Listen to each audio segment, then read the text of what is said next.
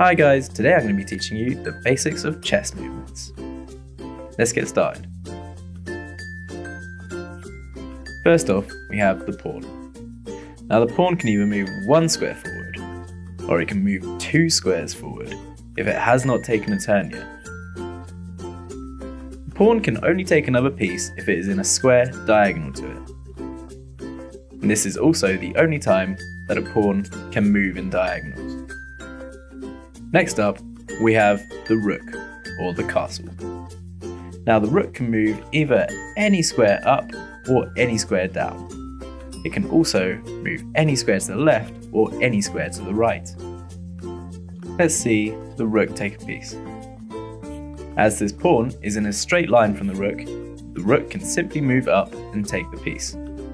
If the opponent has a piece positioned like the one you can see here, how can the rook take it?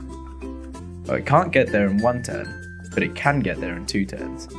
The rook would move down 2 squares and then left 2 squares.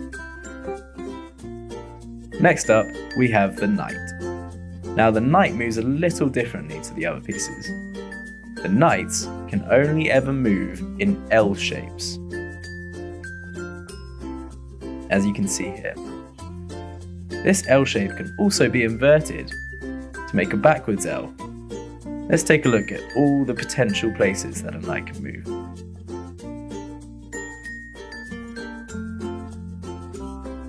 Now the knight also has another special ability.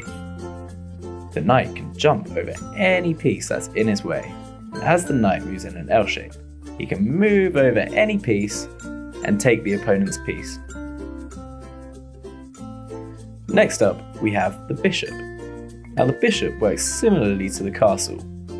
However, it can only move in diagonals instead of moving straight up or down or left or right. Let's say we have an opponent's piece positioned here. Can you figure out how the bishop will take it? That's right, he'll simply move in a diagonal line and take the piece. Next up, we have the queen. Now the queen kind of works as a combination of both a bishop and a castle. So the queen can move to any square in a diagonal line, and also the queen can move to any square in a straight line. As you can see, the queen can get to nearly any square on the board, just within a couple turns. Let's say the opponent has a pawn placed in this position. How would the queen get there? Can you figure out any ways? The first way might be for the queen to move in a diagonal line, and then simply moving to the left 2 squares. The queen could take this pawn in 2 turns.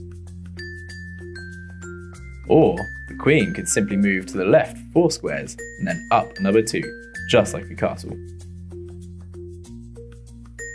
And then finally, we have the king. Now the king is the most important piece on the board, not because it is the most powerful, but because if you lose your king, then you lose the game. So you need to make sure it's protected at all times. Let's take a look at all the places that a king can move from here. Now as you can see, the king can only move in a square around itself. This means that the king is not quite as effective as the other pieces in moving, so you need to make sure that it's protected by the other pieces, as if you lose your king, remember, you lose the game. And there we have it folks, that's how you move all the pieces in chess. Stay tuned for the next one. Goodbye guys!